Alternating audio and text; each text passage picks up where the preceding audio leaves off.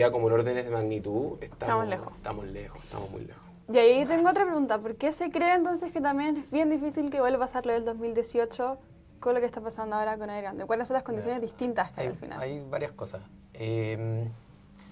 Lo primero, que yo creo que es lo más importante, es que esto no genera una crisis de liquidez global, porque al final es distinto que hay una crisis en el dólar, en el país emisor del dólar, que era el caso de Estados Unidos en el 2008, a que haya una crisis ahora en China, en que su moneda es el renminbi, que si bien es una moneda importante y que están intentando fortalecerla para que sea reserva de bancos centrales, etcétera, a nivel mundial, no es el dólar. O sea, tú no te vas de viaje y llevas yuanes o renminbi, no llevas dólares todavía. O euros tal vez. Por lo tanto, no genera un estrés de liquidez bancario ni una cuestión como bien sistémica a nivel global. Sí a nivel local.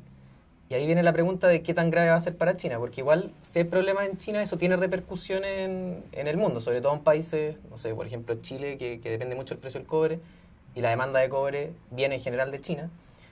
También tiene que ver con qué tanto le pega esto a China. Y ahí está la otra pata de la respuesta, que es que el gobierno chino tiene mucho espacio para apoyar.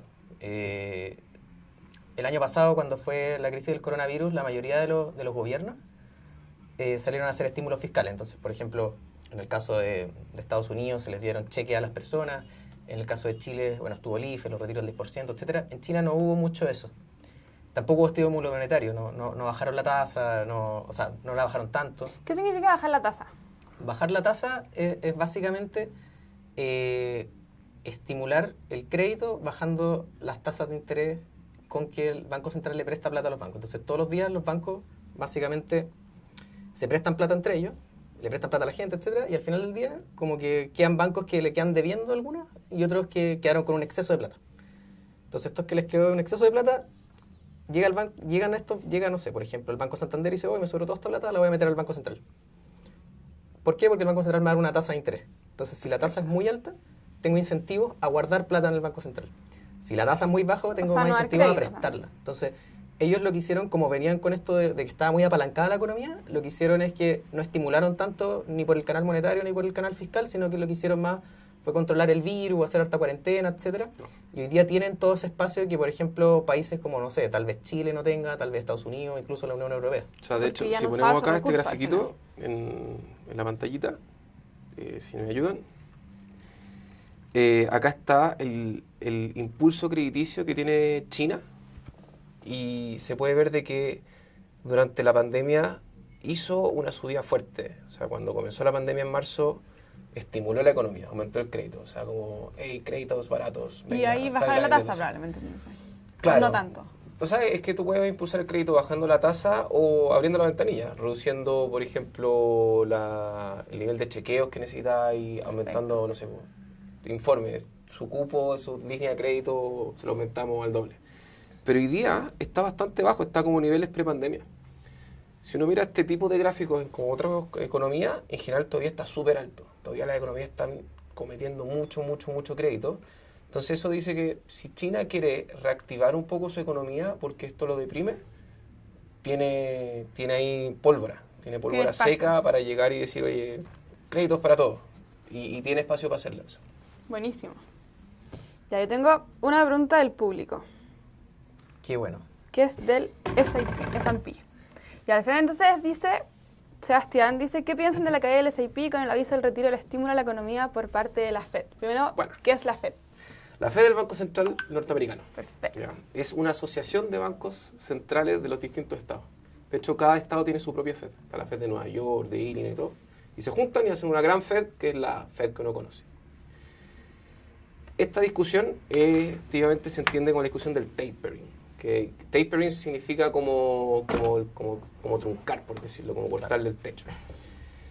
Llevamos desde un poquito después de la crisis subprime, una economía o bancos centrales que están, sobre todo el norteamericano, como que inventó una cosa nueva que es el estímulo monetario, el QE, el Quantitative Easing, que es básicamente una estrategia donde el Banco Central compra deuda de su país, deuda soberana de su país, y eso deprime las tasas muy, muy bajas y eso hace que la economía funcione completamente con tasas muy bajas. Eso hace que los créditos sean baratos, eso hace que los activos de riesgo se vuelvan atractivos, eso hace que el gobierno se pueda endeudar barato. Y eso ha sido más o menos como el mundo en el cual nos hemos desenvuelto los últimos 10 años. Sí. Y todo el rato decimos, oye, pero esta cuestión tiene que acabarse en algún momento. Claro, como que no es infinita. Claro, ¿cuál es el cuco? Es la inflación. Porque cuando compráis tanta plata con billetes recién impresos, lo que estáis haciendo básicamente es poniendo billetes fresquitos en la economía. Bueno, en algún momento cuando tenéis muchos billetes, vais a tener más de la cuenta, las cosas van a comenzar a subir de precio. Tenéis muchos billetes, las mismas cosas, genera inflación. Y todo el rato hemos estado preocupados con esto, de cuándo se nos corta la fiesta de tener tanta plata dando vueltas. De hecho, el 2015 hubo un evento que se llamó el Taper Tantrum, que se dijo como en mayo del 2015, que era Ben Bernanke, que era el presidente de la Fed en ese momento, comenzó como a decir dentro de sus discursos que iban a pensar en ver si podían reducir este estímulo y comenzar a dejar de comprar tantos bonos. O inclusive comenzar ya a vender bonos, o sea, reducir el balance. Perfecto. ¿Y qué pasó con eso al final? Entró en pánico el mercado. Sí. Ahora, volviendo como a la pregunta era, ¿qué opinábamos de eso? Bueno, es bien difícil saber lo que va a pasar, pero al final algo que funciona siempre como para aterrizar un poco todo estos escenarios es entender qué es lo que tienen metido los precios adentro. Lo bacán de la renta fija y de los bonos es que uno puede ver más o menos lo que tiene incorporado. Entonces, por ejemplo, uno puede entender, por ejemplo, cuánto espera el mercado de alzas de tasa para el futuro. Y si uno ve lo que tiene incorporado hoy día estas tasas de interés, está bastante en línea con el discurso que da la Reserva Federal. Por lo tanto, si es que la Reserva Federal siguiese esta trayectoria que dice hacer, que es empezar a subir la tasa de interés a fines del próximo año o en esa vecindad, y llegar a una tasa de más o menos 2,5%, no debiese tener un efecto tan grande en los precios, porque eso es lo que tienen incorporado hoy día los precios. Entonces, por lo menos yo creo que no debiese ser algo tan terrible, porque era distinto en el 2013, porque ahí fue todo sorpresivo. No, el mercado no lo esperaba. Ahora como que están mucho más miedosos con sus discursos. Sí, o sea, ya llevamos varios años con la Fed y la economía como entendiendo de que en algún momento esto se va a generar. O sea, va a haber tapering, tiene que haber tapering. Y de hecho la pandemia como que aplazó esto. O sea, la gran discusión del 2018-2019 era como, ok, ¿cuándo termina el proceso de tapering? O sea, ¿cuándo termina el proceso de QE y comienza el tapering? Y bueno, llega la pandemia, el mundo se encierra, Primera qué ola, sé yo. segunda ola. Y fue como, no hablemos de esto, pateémoslo. Eventualmente vamos a volver a hablar del Claro. tema. Pero ya tú ves que los países desarrollados están con niveles de actividad muy parecidos a los que habían antes de la cuarentena, niveles de empleo, niveles de generación. Los precios de los activos están tanto más arriba que antes de la crisis. Entonces ya se sintió discutirse eso. Entonces claramente hoy día se están preguntando eso. ¿Qué es lo que va a suceder? Lo que dice Fernando. O sea, hoy día lo que importa son las sorpresas. O sea, si el día de mañana aparece Powell diciendo comenzamos a hacer tapering mañana, el mercado no lo tiene incorporado en precio y eso lo va a asustar y eso va a hacer que caigan los activos y que la bolsa se ponga complicada. Pero si lo hace en forma paulatina y va metiendo estas expectativas y va ejecutando la política acorde a las expectativas, eso ya está más o menos en los precios. O sea, ya el mercado está esperando que las tasas suben, no está esperando que las tasas bajen. Perfecto. Claro, no es como que lleguen y suban la tasa y sea como, oh, subieron la tasa y nadie lo sabía. La mayor cantidad, en general lo que sucede es que el mercado se anticipa, ya como que lo tiene incorporado porque ellos van haciendo algo que se llama forward guidance, que es que van diciendo, mira, yo creo que en un año más podría ser bueno empezar a retirar los estímulos o cosas de ese estilo. Entonces, muy rara vez, excepto en casos muy críticos, suben la tasa como de emergencia. En general eso pasa más en países emergentes que tiende a haber más inestabilidad o más volatilidad o más incertidumbre en general. Como por ejemplo, el típico ejemplo del Banco Central de Turquía, que siempre sale a subir la tasa como de emergencia de un día para otro o a bajarla y nadie se lo espera. Ese tipo de cosas pasan. Y es por eso que los niveles de tasa además son tan bajos en Estados Unidos y en países desarrollados, porque tienen menos de esta incertidumbre y por ende uno puede exigirle un retorno más bajito. Perfecto. Ya, yo tengo otra duda entonces. ¿Cómo reacciona Fintual o cómo nos afecta a nosotros? Por ejemplo, no sé, yo soy usuario de Fintual al final. ¿Cómo me afecta a mí que el S&P esté cayendo, lo que está pasando en China? Sí, Como mira, día a día. en el día a día yo creo que las noticias como que asustan bastante, sobre todo cuando tienes una semana entera que tienes más noticias negativas que positivas. Pero yo creo que siempre es bueno recordar ver como el gráfico, por ejemplo, el S&P. El S&P es un índice que, como pueden haber muchos, pero es como el más típico que la gente ve, para entender qué es lo que significa la caída de este mercado y como ponerlo en contexto. Entonces, si podemos compartir esta pantalla. Ya, dije, vamos a probar si funciona compartiendo pantalla con el audio, ¿ya? Ok. Estamos con un problema cuando se comparte en Bloomberg, que ahí la gente nos avisa. Vamos a hacer una prueba, po. Hagamos Cualquier una prueba. cosa me Que la escriben por gente diga. YouTube. Y si tienen más preguntas, porfa, felices, que ya me estoy quedando sin preguntas. Me están respondiendo todo.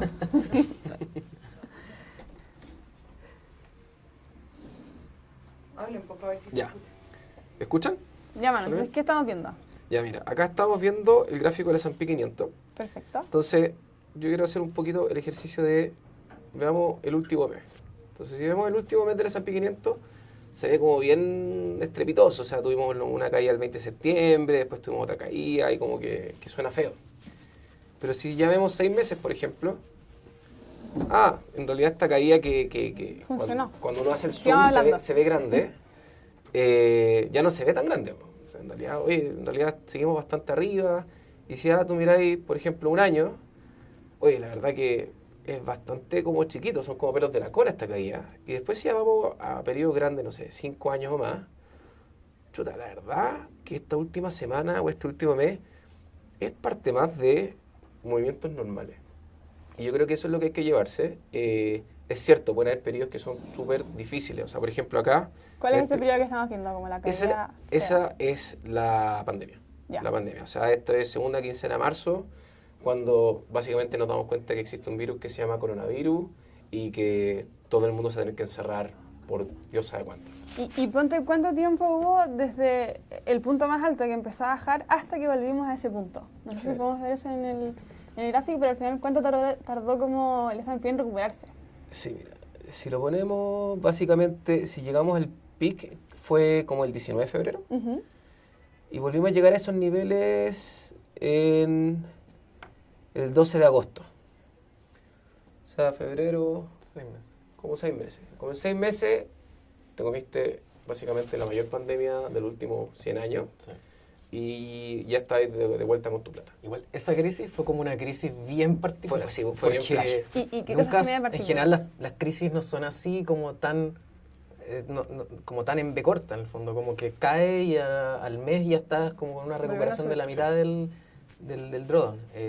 Esta fue particularmente rápida y sorprendió a gran parte del mercado. Sí. O sea, yo me acuerdo, en junio había gente que todavía decía que iba a haber una caída aún más fuerte Claro. y nunca venía. Al final nunca vino. No, y hay gente que, yo me acuerdo, no sé, pues, a mitad de marzo, porque aparte también está como el efecto como emocional también de, oye, la bolsa cae y yo me estoy yendo a encerrar con mi familia a la casa y tú ibas, no sé, ¿te acordás que uno iba al supermercado y la gente se estaba desestoqueando de que, no sé, faltaba confort, ¿cachai? Entonces como que... No, y la te benzina ima- también. Claro, te imaginas, hay un poco que estáis como en una película media apocalíptica. Po. Y en realidad la bolsa llegó a marzo y después ya, porque ¿qué es lo que sucedió? Todos los países salieron a poner mucho estímulo. Estímulo monetario, crédito, apuntar a la economía. Y también hay que tomar en cuenta que la tecnología que ha sucedido todo este periodo fue súper buena para adaptarse. O sea, básicamente seguimos comprando, viviendo. Los servicios básicos se mantuvieron más o menos bien. El internet sirvió muchísimo para seguir trabajando. Esto si hubiéramos estado encerrados y no hubiera existido internet. Otra historia. Otra historia. Oye, les quería mostrar otro gráfico, si es que se puede, Cata. Lo que les conversaba de qué es lo que tiene, qué trayectoria de tasa o de estímulo tienen metidos los precios versus qué es lo que dice que va a hacer el Banco Central Americano o la FED. Entonces, esto acá es un gráfico bien clásico, que son los dots, que lo que dice es básicamente los miembros de la Fed se juntan y dicen, ya, yo creo que ¿dónde va a estar la tasa el 2022? Yo creo que va a estar acá en 0,4. Y otra persona dice, yo creo que va a estar en 0,5, y otros creen que Son va a los estar en puntitos 0,2. amarillos que estamos viendo, Son los ¿cierto? puntitos amarillos. Son las Perfecto. personas. Entonces, en general, si uno toma la mediana de eso, debería ser como un estimador de, bueno, más o menos dónde cree el consenso, que dónde va a estar el consenso de la Fed, de dónde va a estar la tasa de política monetaria. Y eso para cada año. Entonces, te dicen, bueno, yo creo que va a estar el 2022 acá, el 2023 acá, así. ¿Y uno hasta a qué largo año plazo. se proyecta? Se proyecta hasta 3 años más Y adelante después la terminal. y después tiran una de largo plazo, que es como digamos, la tasa de equilibrio, que es un poco más fome. Y las líneas blanca y morada es donde tiene el mercado implícito que va a estar la tasa. Entonces, si te fijas, en general está súper parecido lo que dicen los puntitos versus lo que tienen las curvas, que son los precios. Entonces, excepto tal vez ya más adelante, el 2024, que el mercado espera que esté la tasa como en torno a 1% y la Fed, la mediana, está como en 1,7. Pero antes del 2024 todo está más o menos en línea. Entonces, si vemos alzas de tasa antes del 2024, similares a las que dice la Fed que va a hacer, no debiese ser una gran sorpresa para el mercado. Claro. Eso es como esa es la moraleja de Perfecto. este gráfico. Sí. Y esto lo actualizan todos los meses, creo. O sea, los Dos veces al año. 2 veces al año. 2 veces al año. Claro. Y aquí tenemos otra pregunta del público. Dicen, ¿qué pasó con los ARC? ¿Qué son los ARC? Partiendo por eso. Los ARC. El arca perdida. Es como una banda ARC, de Korean pop. ARC es un ETF tecnológico. Que tenemos en Fintual. Teníamos. Teníamos. Sí, hace ya un rato que Empezamos no a vender tenemos. en mayo. Perfecto. ¿Y cuándo terminamos de vender? Terminamos de vender, quedaba un poquitito. Lo vendimos a fines de agosto. Ya, ¿y qué pasó entonces? ¿Por qué lo dejamos? Lo que pasó fue que, bueno, es un ETF que usaba como nuestro espacio del portafolio para activos de mayor riesgo. Entonces, este es un ETF que invierte en tecnologías disruptivas. Vehículo autónomo, exploración espacial, nanotecnología, cuestiones como bien a la vanguardia del ciclo de desarrollo tecnológico. Y lo que pasó fue que este ETF tuvo 2 problemas. El primero fue que creció mucho. Entonces, como creció tanto, tenía un porcentaje de participación en las compañías que tenía muy alto, porque son compañías chicas. O sea, una compañía de exploración espacial, lógicamente, no hay muchas en el mundo. Entonces, si tú eres un ETF tan grande, que llegó a tener, creo que 20 billions, algo así, lógicamente vas a terminar teniendo un stake bien grande en esas compañías. Y eso no es bueno, porque el día en que quieras vender, vas a ser el único, nadie te va a querer comprar, porque es el único que tiene todo. Y eso a nosotros no nos acomodaba mucho. Y lo segundo es que cambiaron los prospectos de inversión. ¿Qué son los prospectos de inversión? Es una cuestión súper fome. Te adelantaste. Súper fome. Que nosotros también tenemos, que son los reglamentos internos de los fondos. Perfecto. Que es básicamente el rayado de cancha que hace un ETF de qué es en qué puede invertir y hasta cuánto puede invertir de cada cosa. Y lo relajaron bastante. Entonces les permitieron como tener más de estas compañías chicas, mayor porcentaje de participación. Y eso a nosotros no nos acomodaba porque al final pasa a ser suma un riesgo eso cambio, igual, ¿no? le suma mucho riesgo y preferimos seguir invertidos en estas tecnologías disruptivas, pero a través de otro vehículo que tuviese estas restricciones de diversificación y que eso le permitiese, si es que llegase a haber una crisis o algo, poder salir rápido de esas posiciones, tener liquidez para salir, en un contexto en que nosotros también tenemos que entregar liquidez en 2 días. O sea, si una persona le envía a Fintual su plata, nosotros se la tenemos que pagar en 2 días, por lo tanto, tenemos que ser capaces de hacer esa liquidez. Es súper importante para nosotros, de hecho. Entonces, este ETF nuevo que metimos a la cartera, que es el COMP, tenía esa ventaja sobre este otro ETF, que es el ARC. Claro. El cambio, como decíamos, sigue siendo un foco tecnológico de disrupción, pero una metodología bastante más pasiva, porque también hay que hacer la distinción de que ARC como ETF era bien especial, porque era un ETF activo.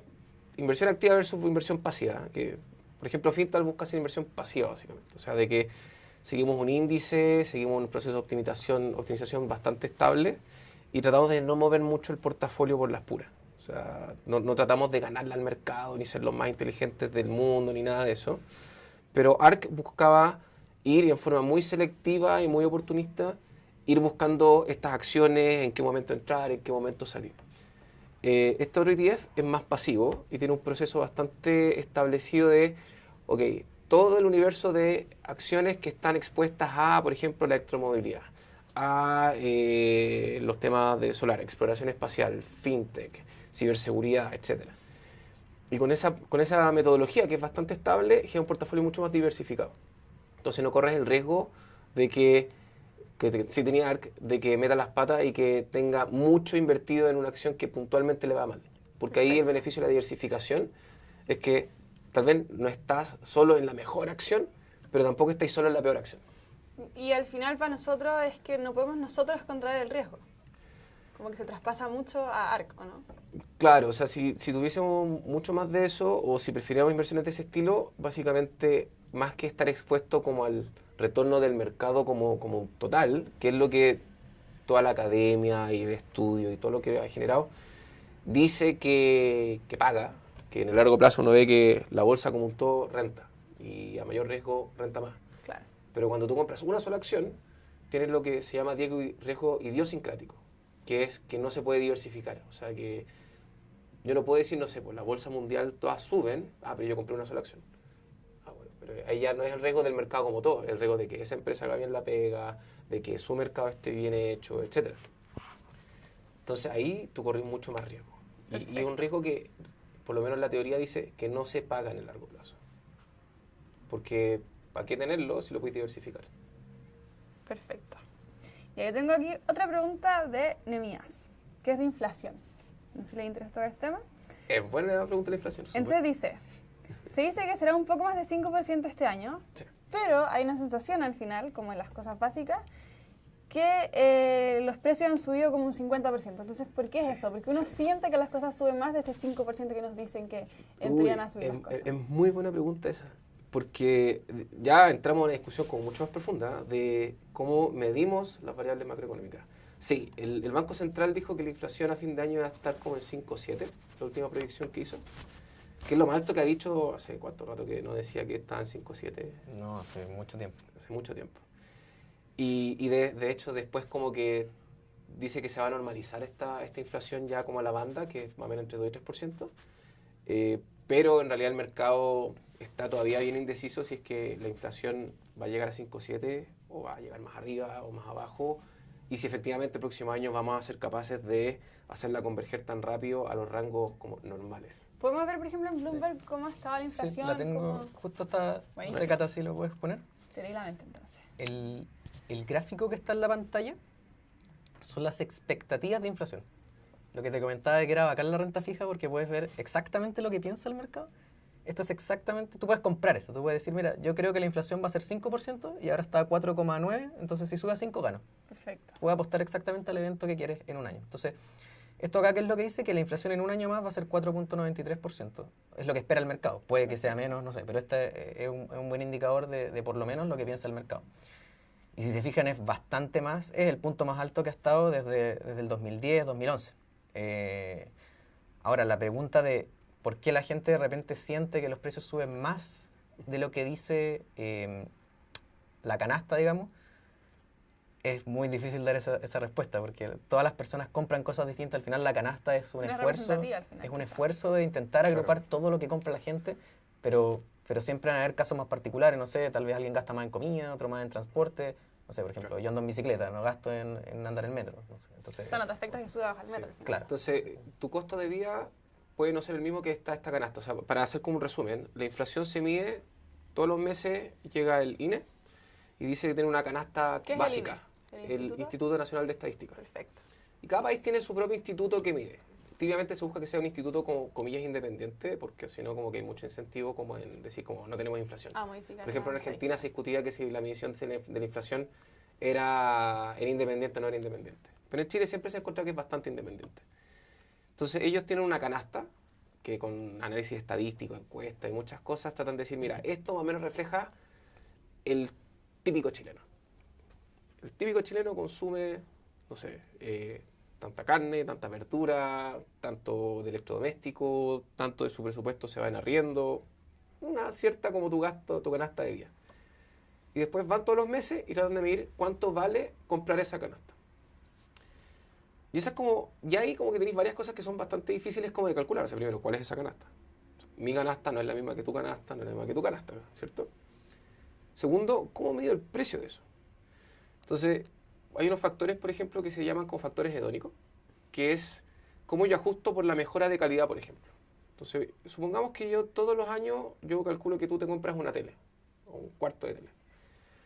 Pero antes yo tenía una televisión a tubo, esas como que tienen poto, y después cambié por un plasma, y después por un LCD, y ahora por un Smart TV, y ahora por un Smart TV con holograma. 3D. Claro, y tú dices, ya, vale más, pero hace hartas más cosas, po. Bueno, entonces, ¿es inflación eso o es productividad? Claro. ¿Cachai? Porque no es lo mismo que si me compro, no sé, po. Oye, el año pasado todos compraban Fiat 600 y valían 100 pesos. Y después todos compran Ferraris. Tú dices como, ¿hay inflación porque los autos son más caros? ¿O en realidad un factor Un de... cambio de comportamiento. Claro, y la calidad del producto que tú estás comprando mejoró. Entonces hay un montón de discusiones si es que cómo se mide eso y cómo se ajusta. Y hay seminarios de esta cuestión. Y en general tratan de hacer el mejor esfuerzo posible, pero yo creo que hoy día se quedan cortos y más cortos aún cuando tú comienzas a ver los patrones de consumo. O sea, el patrón de consumo en la cuarentena fue súper distinto al resto de tu vida normal. No sé, compraste muchas más cosas en línea. Porque también la gente dejó de hacer muchas cosas. Claro. Va a gastar en servicios, Claro. cosas así. Y nos están diciendo que estamos respondiendo muy... Hay ¿Muy que responder las pocas preguntas más preguntas? rápido. Ya, vamos a repasar Ya. rápido. Por preguntas balas. Vamos, aquí hay una pregunta. ¿Por qué el nivel de riesgo de Conservative Cluny es tan alto para hacer un fondo de resguardo? Bueno, eso es relativo. A ver, nosotros construimos los portafolios de tal manera de que estén en línea con el plazo de la inversión. Entonces, por ejemplo, Conservative Cluny es un fondo que está diseñado para inversiones entre 1 y 2 años. Por lo tanto, todo el proceso de optimización que hacemos está pensado para que esté dentro de esos rangos. Puede haber a veces la sensación de que los fondos tienen más riesgo porque el dólar tiene volatilidad. Entonces, eso hace que se sienta como que se mueve mucho, pero puede ser volatilidad buena en el sentido de que cuando pasan crisis, en general lo que pasa es que el dólar sube. Que esa es realmente la métrica de riesgo que uno debe tener más que la volatilidad de qué tanto se mueve algo. O sea, Y, por ejemplo, ¿qué tan expuesta está Cluny al dólar? Porque es ¿qué tan distinto a expuesto está a Cluny al dólar? Norris, por ejemplo. Tiene como un 40% más o menos en dólares. Sí. Entonces, es volátil para ser un fondo de un año, pero pero si bien es volátil, esa volatilidad viene de un activo que se porta bien cuando hay crisis, que es algo deseable en inversiones. Es un resguardo al final. Es un resguardo. Sí. Perfecto. No, y otra cosa ahí, de que desde nuestro punto de vista, el fondo de resguardo es strip, claro, que es very conservative strip, que ese sí busca tener muy baja volatilidad, tiene una estructura distinta. Si uno tiene realmente como mucho aprensión, es el fondo más conservador que hay y es el fondo de resguardo absoluto. Hay como una discusión que igual siempre la tenemos, que es como, ¿qué es más riesgoso? ¿Tener tu plata en puros dólares o tenerla en puros pesos? Porque, claro, si la tienes en puros dólares y la ves desde el punto de vista de un inversionista en pesos, eso va a tener volatilidad, entonces va a sentir como que tiene riesgo. Pero a su vez, el dólar debiese ser una moneda más segura porque es una moneda de refugio, tiene menos inflación, tiene un banco central el Banco Central chileno es un banco central independiente y que es súper respetable, pero la Fed lógicamente es el banco central más importante del mundo, entonces tienen una reputación que cuidar y en general cuando hay una crisis la gente compra dólares, entonces siempre está esa discusión como ¿qué es más importante, la volatilidad o es más importante tener un activo que te proteja cuando pasan cosas malas? Claro. Perfecto. Acá hay otra pregunta, volviendo a Evergrande. Dice Juan Diego, Fed hoy sacó del mercado 1.4 trillón, creo, porque quizá no es exacta la cifra, y pregunta, ¿eso hace que el USD suba? Con la quiebra de Evergrande, baja la demanda del cobre, baja el precio, sube el USD. ¿Expectativas del precio del USD en MP? ¿Qué es MP? ¿Mediano plazo? En el mediano plazo. No creo que sea ¿Vamos a eso? moderate pit. Sí. Ya, no sé, tírate un número del dólar y yo me tiro otro. Ya. El que la chunta más cerca a fin de año gana. No, mira, primero yo creo que las cosas más difíciles de predecir es el tipo de cambio, porque estoy midiendo como la potencia entre dos economías básicamente. Ya el dólar se mandó una subida fuerte este último periodo, hoy día está llegando a niveles sobre 810 y hace un par de semanas estaba ahí 780. Sí. Así que eso ya es una subida fuerte. Entonces, ¿qué es lo que todavía no está en precio? Yo creo que todavía sí lo de Evergrande empeora. vamos a ver yo probablemente un dólar más fuerte, o sea, un peso chileno más débil. Por el lado de la Fed, yo creo que como hablamos, está bastante todo como, entre comillas, como siguiendo un curso bien establecido.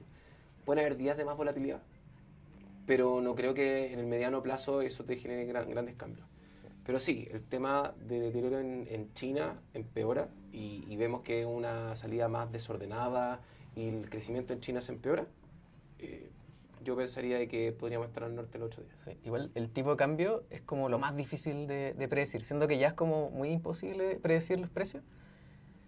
Por último, en un bono, en la renta fija, tú igual tienes una idea de si el emisor te puede pagar o no. O sea, no es lo mismo que le preste plata, no sé, al gobierno de Estados Unidos a que le preste, no sé, a una empresa de casinos. Y lo mismo con las acciones. Yo igual, de alguna manera, podría proyectar más o menos cómo van a ser los dividendos, cómo va a ser el flujo de caja de la compañía, el market share, etc.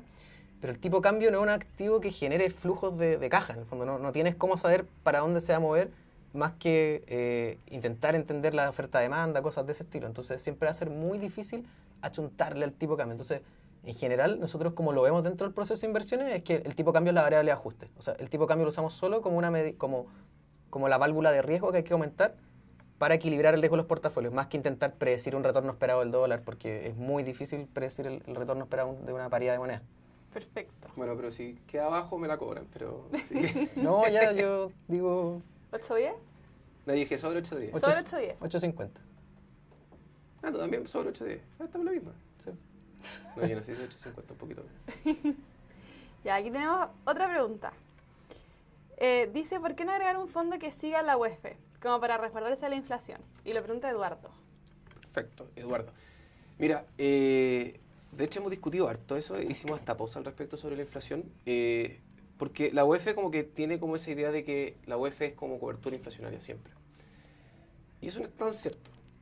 Te cubre contra las sorpresas de inflación, o sea, de que si en el corto plazo la inflación este mes salió mucho más alta de lo esperado, efectivamente tener bonos en UEF, por ejemplo, es más rentable que tener bonos en pesos.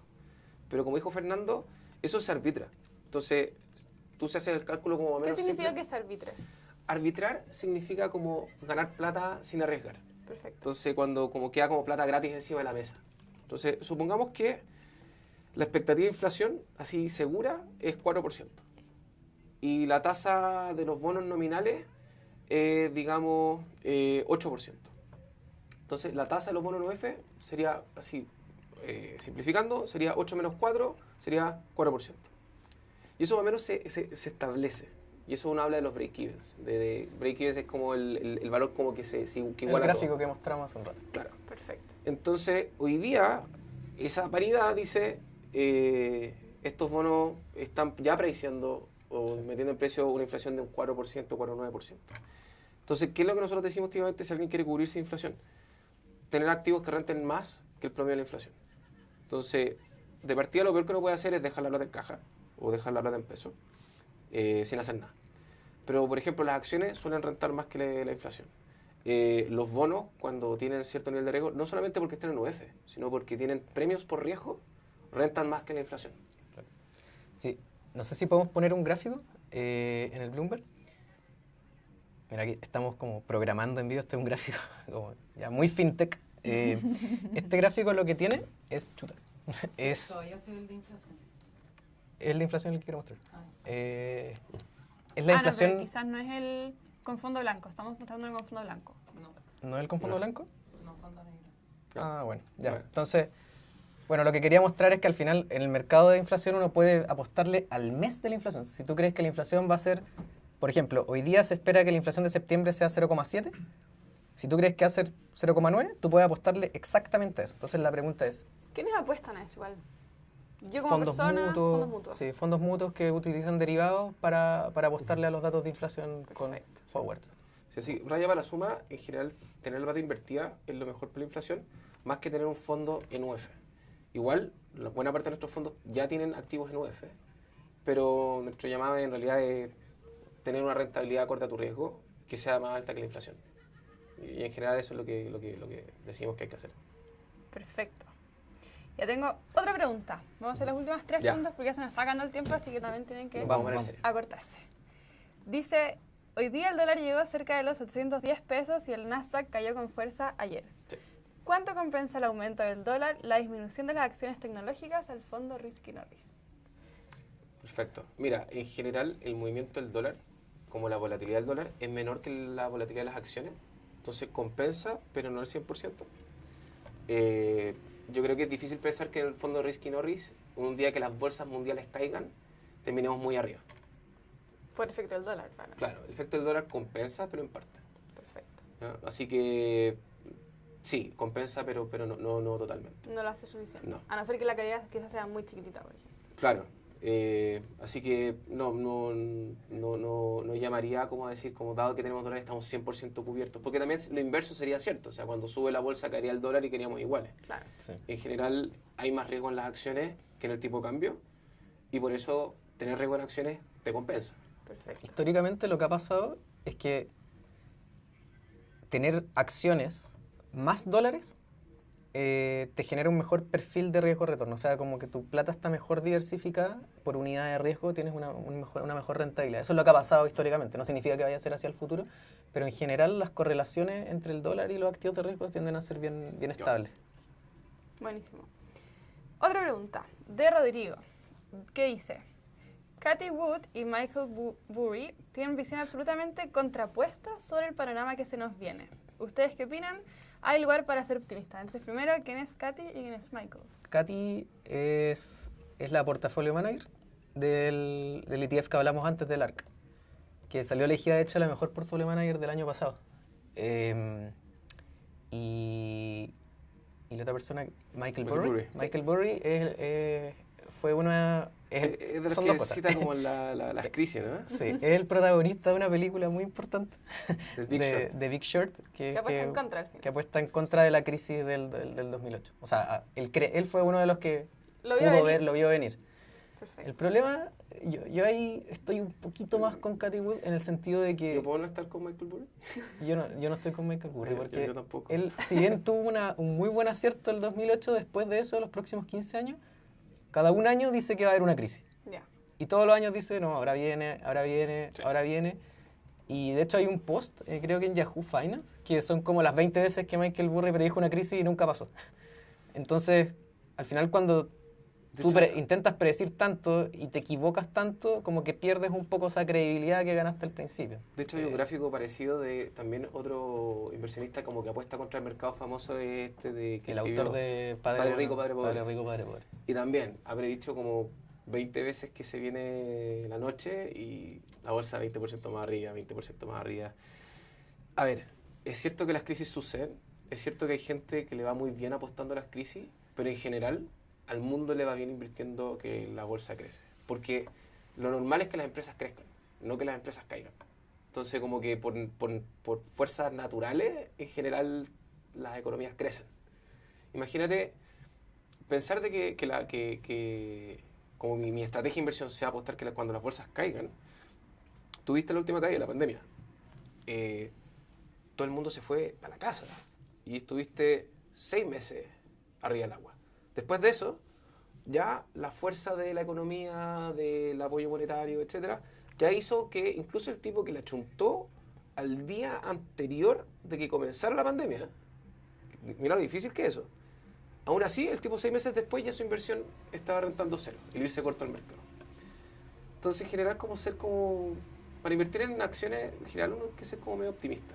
Sí. Yo creo que Igual invertir en la bolsa y ser como, apostar siempre que caiga es como... Igual todo esto es como una Difícil. discusión de filosofía de inversión al final, como si crees que tienes la habilidad de ganarle al mercado, de perder contra el mercado. Y en general la evidencia empírica por lo menos lo que dice es que no tiene mucho sentido estar intentando hacer timing. Y acá tengo la última pregunta en relación a lo que dicen. Se me acaba de perder la pregunta. Pero al final preguntaba José Manuel si es que puede subir siempre. ¿José Manuel Tocayo? Puede ser. O yo me escribí una pregunta a mí. Tocayo. Ah, bueno, José Manuel. Sí, dice, pregunta puede ser súper idiota, pero ¿subirá por siempre? ¿No tiene límite? Me cuesta procesar eso en mi cabeza. ¿Está un gráfico eventualmente que sube siempre? Buena pregunta, José Manuel. Al final, es una pregunta también bien filosófica. Mira, podemos poner el S&P desde... Bueno, el Dow Jones es el índice que tiene más historia. Dow Jones Industrial Sí. Average. Creo que nace como en 1900, incluso antes. Sí, antes. Sí. Y en general es hacia arriba. Porque las economías crecen y en general las empresas que ganan son más que las empresas que pierden. Ese es como el criterio. Piensa de la siguiente forma, los países, las economías en general crecen. O sea, tú miráis como los crecimientos de los países y son, este país creció 3%, este país creció 5%, este país creció 1%. Pero tú no ves muchos países que digan, este país se encogió 5%, se encogió 2%. Sí. Cuando sucede eso, están todos con los pelos de punta. Entonces lo normal es que tengamos este crecimiento. Ahora, es cierto de que hay preguntas como de sustentabilidad, etcétera, pero la gracia es que como hemos pasado a economías más de tecnología y donde el valor agregado está en cosas más intangibles. O sea, yo puedo vender una polera que vale 1.000 pesos, pero ahora soy un super diseñador y la corto de una forma o la pinto de una manera y ahora vale 100 veces más. Bueno, todo ese valor agregado, que es intangible, hubo una empresa que lo ganó. Y eso sí se puede ir generando y eso sí es sustentable a largo plazo. Súmale la tecnología, súmale que, no sé, con el mismo teléfono, antes tú tenías 3 funciones, hoy día tienes... ¿Cuántas funciones hace tu teléfono? Infinitas. Infinita. No sé Y si cada vez más. podemos poner el gráfico de Bloomberg. ¿Se ve el gráfico blanco? Sí, Dow Jones. Ya. Este gráfico acá, ¿verdad que lo pone aquí? Ese gráfico del que habíamos hablado, el Dow Jones, que está desde antes del 1900. Y claro, efectivamente siempre ha subido. Tampoco soy fan de decir como que lo que subió antes tiene que subir en el futuro, porque en realidad los precios lo que incorporan son información futura. Pero si uno lo piensa como bien, como filosóficamente, al final cuando uno invierte en acciones, lo que está invirtiendo es la productividad de una compañía, en el caso de un ETF de miles de compañías. Entonces, pensar que la economía global va a dejar de producir para siempre, eso estaríamos hablando como el fin de la humanidad al final, en O cierto dejar de sentido. innovar, Claro. o dejar de ser más productiva. Por eso es difícil que en el largo plazo las acciones dejen de subir, porque al final estás confiando en el desarrollo de la humanidad, al final estás invirtiendo en compañías que producen un output y estás haciendo que tu capital rinda en base a eso. Entonces esa es como la parte más filosófica del discurso, yo creo. Así que, Buenísimo. optimismo. Y yo creo que, aprovechando esa pregunta, es súper importante dar un disclaimer, que la rentabilidad es fluctuante, por lo que nada garantiza que las rentabilidades pasadas se mantengan en el futuro. O sea, a pesar de que somos como Sí. una Marte Esperanza, nada Sí, está garantizado, no está garantizado. Sí. tampoco podemos adivinar el futuro, así que... De hecho, ahora tenemos un nuevo simulador que lo pueden utilizar en la app, que Haciendo incorpora propaganda. de alguna manera esa filosofía de que si rentó harto en el pasado no significa que vaya a rentar harto en el futuro. ¿Y cómo está estamos súper haciendo bueno. eso ahora? ¿Cómo estamos haciendo eso ahora? Básicamente lo que hacemos es que estimamos en base a un proveedor externo que es Bloomberg, que tiene el consenso de lo que piensan todos los analistas de cada compañía, de cuánto van a ser los dividendos el próximo año, y en 2 años más, y en 3 años más, y en el largo plazo de los dividendos de esa compañía. Entonces tomamos todos esos dividendos y vemos todos esos dividendos cuánto retorno tienen que tener para tener el precio que tienen hoy día en el mercado. Y ese retorno implícito es el que va adentro de nuestro simulador. Buenísimo. Entonces no ve al pasado, solo ve lo que se observa en el mercado y lo que se espera de dividendos futuros de las compañías. Entonces, al final, ¿tenemos como 2 estrategias distintas en el simulador ahora o tenemos solo esa? ahora? Seguimos mostrando la anterior, porque tampoco queremos como que la gente piense que, oye, te prometimos todo esto y ahora es solo esto. Es como raro, entonces mostramos las dos. Pero en general nuestro proceso de inversiones se basa en esta metodología de entender lo que está pasando adentro de los precios para poder tener una mejor estimación de lo que pasa en el futuro, Más Buenísimo. realista. más realista. Y esto está solo en la aplicación móvil. Por ahora sí. Dime tú, porque Así que hay que descargarla. ¿vos? Estupendo. la Flor es la experta en mobile.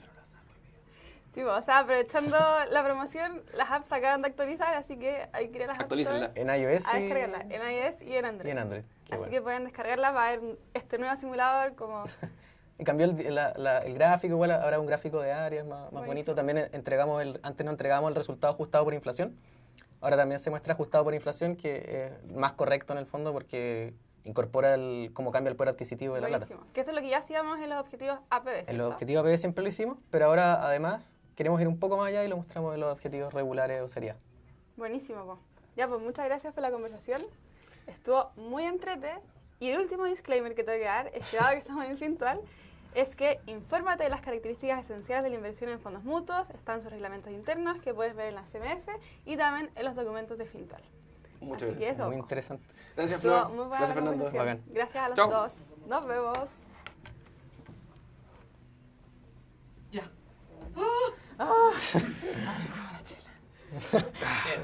Bueno, yo igual tomé harto.